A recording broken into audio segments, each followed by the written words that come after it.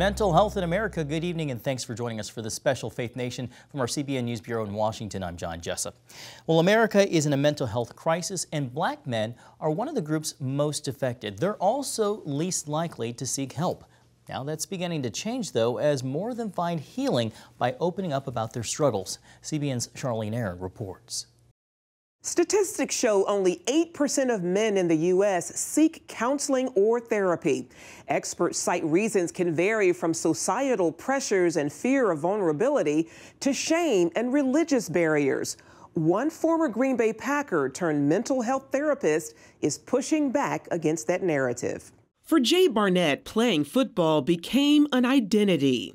When his NFL career ended, depression set in.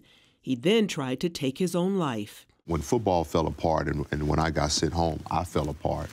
And that was when I attempted my first attempt. Like many black men, Barnett struggled growing up without a father.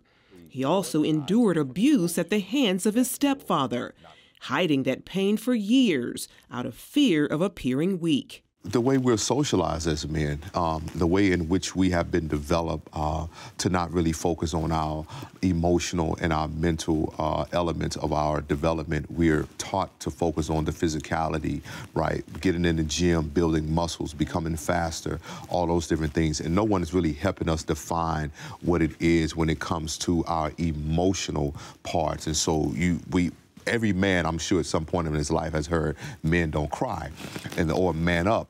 Now a licensed mental health therapist, Barnett argues that's why so many black men struggle mentally and emotionally, something recent statistics seem to confirm. While overall U.S. suicide rates have decreased in recent years, numbers are rising in the black community. A 2021 study found black men had a larger increase in suicide attempts than any other racial group.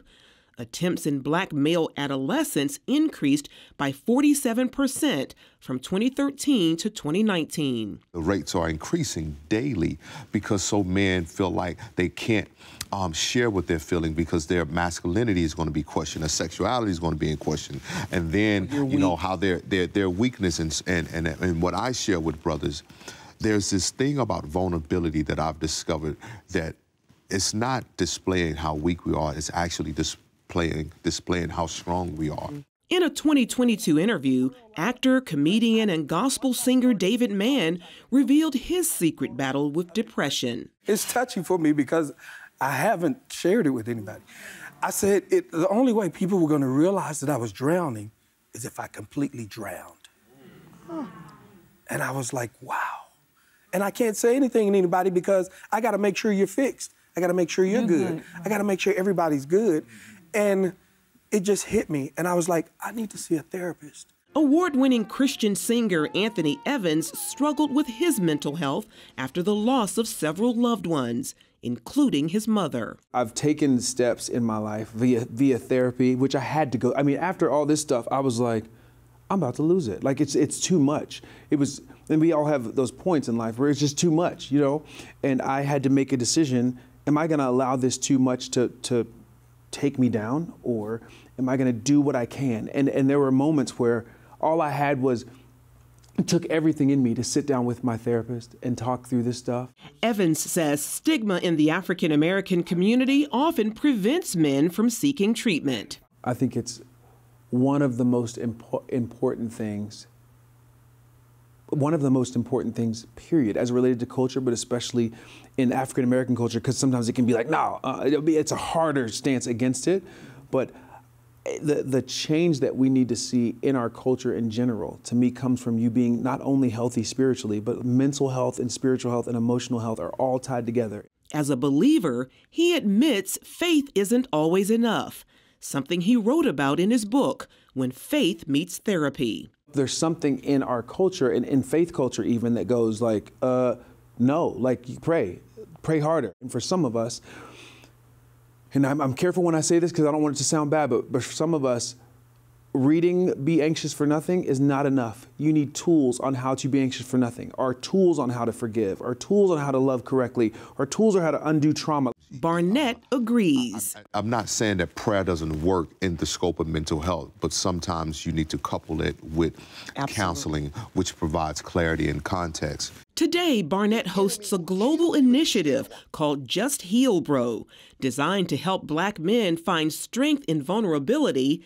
and healing through education and community. Evans says seeking professional help isn't a sign of weakness, but a sign of someone serious about moving forward emotionally and spiritually. I had to get almost to the point of a breakdown to admit that.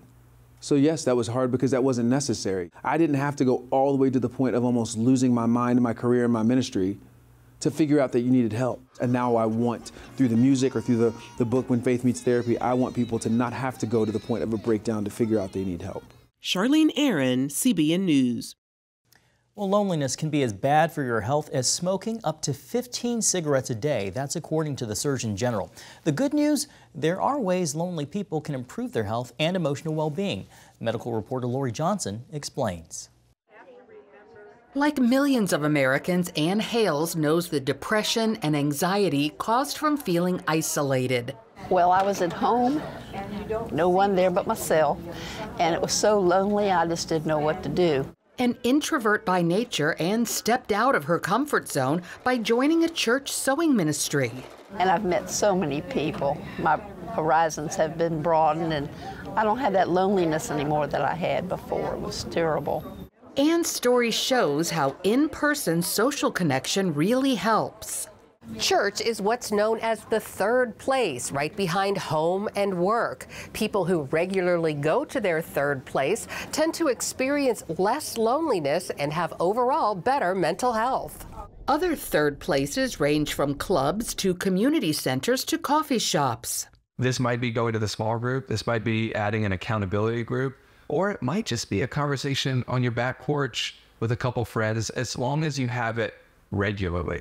In his book, Made for People, Justin Early says God's plan involves living in community. We should understand friendship not as a luxury, but as a necessity to living the good life, physically and spiritually. He believes the goal of regularly getting together with friends is vulnerability that ultimately leads to intimacy. There's a difference between looking out into the world side by side, and that's meaningful, and turning to each other and saying, now let's talk about each other. Don't make the mistake, however, of substituting online connections with the real thing. There's studies that show that, the receptors in our brain, as we scroll through reels and, we get likes on certain things, there are centers in our brains that light up for that. But that's all short-lived, and all of a sudden we're programming our brain to have these responses from a screen. Doctors say even a little personal interaction is better than none at all. It's okay to say hi to a stranger. Just a smile, just a quick hello. You don't know what they're dealing with that day. Not only is it good for your mental health, but it's probably great for theirs as well. And kids feel lonely too. It's so easy nowadays for families to come home and they just sort of isolate all separately into their own bedrooms and usually online. Parents can help by getting kids together with their friends. Make your home the place that you invite the friends over, buy a bunch of snacks, and maybe they watch a movie, but you got to take the phones out of their hands. And for inspiration, Americans can look to Israel, which has next to no self-reported loneliness. Communities don't create rituals. Rituals create communities. In his book, The Genius of Israel, Dan Senor points out how Israelis bond over regular Hebrew rituals, such as Shabbat. And if you go walk by any home in Israel on a Friday night, you will see whether they're secular Jews or they're very religious, traditional, observant Jews, they're all doing the same thing. And so there's this weekly ritual that brings people together. He adds that Israelis see connecting to each other as part of something larger than themselves. The whole notion of living in Israel is about togetherness and not just about doing whatever you do successfully on your own. So in America, where many continue to struggle with loneliness, experts recommend a course correction by putting down the phone and prioritizing in-person relationships. Lori Johnson, CBN News. A nationwide anxiety epidemic. Is the church failing to deal with this major issue? That story next.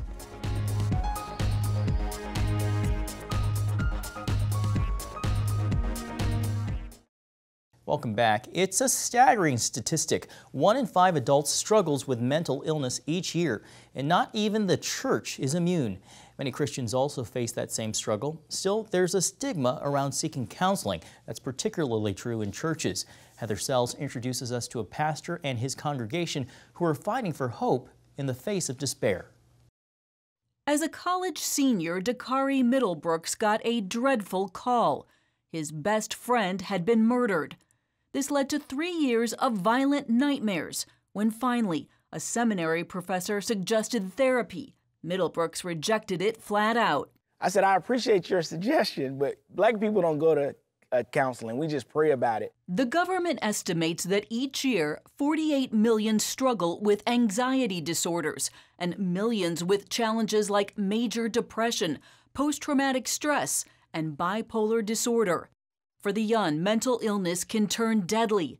Suicide is the second leading cause of death for ages 10 to 34. Fortunately, Middlebrooks did make his way to a therapist. I went to counseling and I enjoyed it. It was the greatest 2.5 years of my life. He began attending a church with a pastor who openly talked about his struggle after his first wife died. Went through an incredible loss in my life and found myself in a place of depression and didn't realize what it was. I knew I was in a dark place. Bishop Walker also eventually sought out counseling, and as he healed, he realized his own church needed a wake-up call. I think that there is in the African-American community this whole idea that, this phobia, this stigma, if you get counseling, you're crazy. Research shows that people who are struggling with their mental health often turn first to their church. That's an enormous opportunity. Now remarried, Bishop Walker and his wife, Dr. Stephanie Walker, a pediatrician, are bringing mental health to the forefront. They started Church Fit at Mount Zion, offering classes and programs on total physical and mental health. This includes a push from the pulpit in an effort to fight the stigma.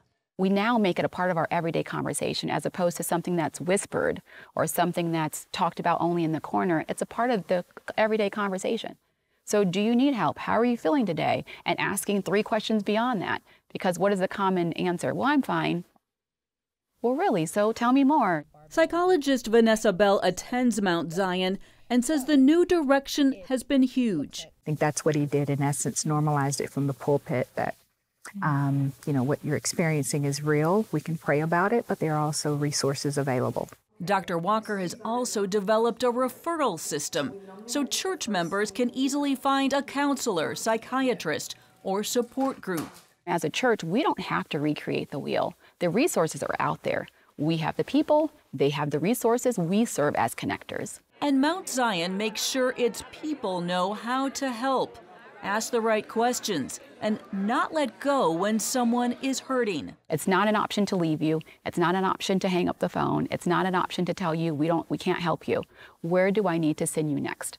And they're trained to figure out immediately in that moment what are the next steps in terms of getting this person help and getting them connected. For Middlebrooks, he's gone from shame to healing to transparency. He writes about his journey in the new book, The Depressed Millennial, and he says he's seen a change in his church as well. I think the church is now aware that there has to be a space, and I think that's what we've been able to do here at Mount Zion is carve out a space for dialogue. A lot of people were afraid to share that I'm broken. Middlebrooks hopes more churches will adopt this model as they become aware of mental health needs in their congregations and communities. Reporting in Nashville, Heather Sells, CBN News. A God-sized vision to reach military families. See how Manna Church is providing a roadmap for spiritual and mental nourishment.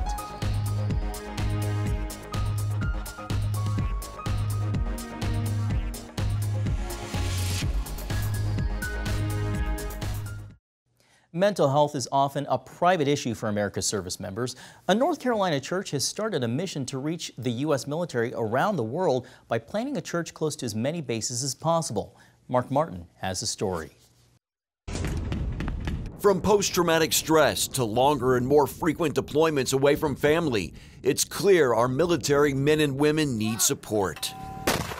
And just like how God miraculously supplied food to Israelites in the wilderness, Manna Church is stepping up to provide spiritual and mental nourishment for those who serve our country stationed around the world. I think it speaks to the power of a promise from God. I believe that God gave my dad a vision, God gave my dad a promise, and I think that it's been my honor to lay my life down to fulfill the vision that God gave my dad. Manna Church, pastored by Christopher Fletcher, is in Fayetteville, North Carolina, near Fort Liberty, one of the Army's largest installations. Fletcher says God gave to his father Michael a vision of how to reach the military almost a decade ago, after the church lost more than 1,100 people to military transfers in just 1 year. And so he kind of sat back in his chair and said, you know, this is crazy. Like, how are we going to build a church this way? We're sending people that God's beginning a work in to nobody. There are great churches at military bases. I'm not saying that, but he said, I'm tired of sending us to nobody. And so that vision was really birthed in December of 2014, and from that point forward, we've been seeking to plant an expression of Manna Church near every U.S. military installation in the world. That would entail church plants near 273 bases that Fletcher calls the military highway. The thing I love about 273 is it's not a vision I can accomplish. It's not wisdom that is going to be somehow inherent in me that's going to come bubbling to the surface. It requires God to move. That sort of drive gets me up in the morning. I think more believers should have God-sized visions that are terrifying when you look at them. Currently, there are 33 expressions of Manna Church near U.S. military bases, as shown in the map behind me.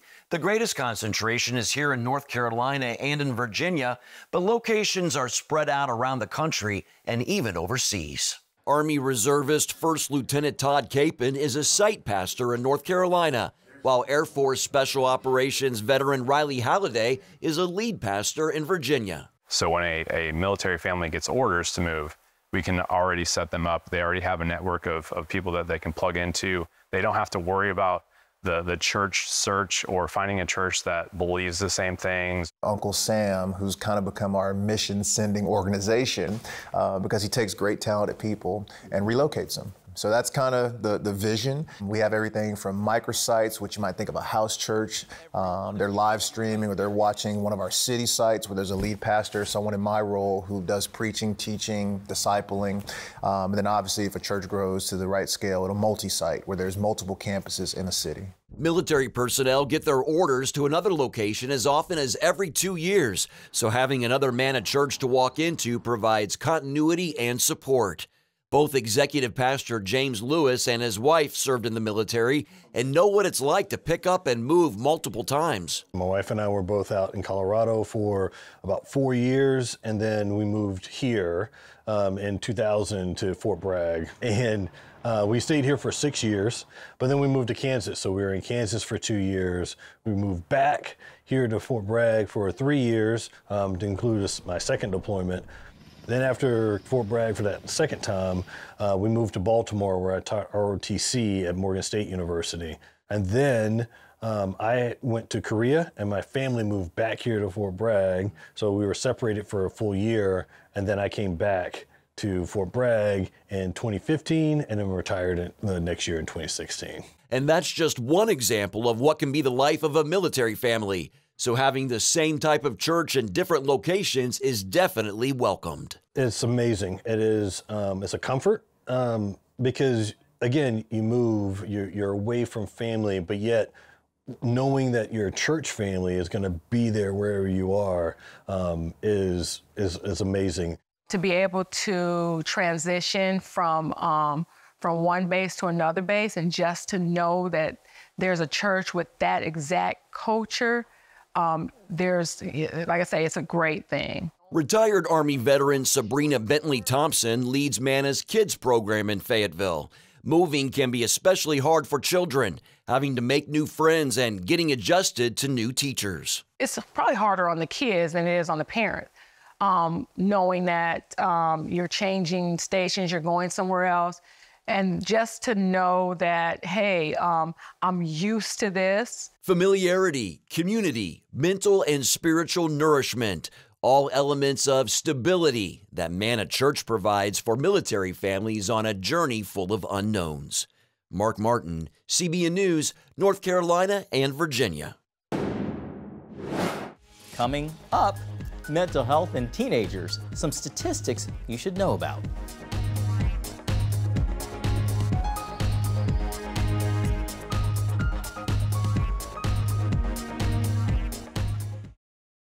And finally tonight, researchers say mental illness is skyrocketing among teens and smartphones are to blame. Furthermore, many are turning to their favorite social media apps to get mental health advice.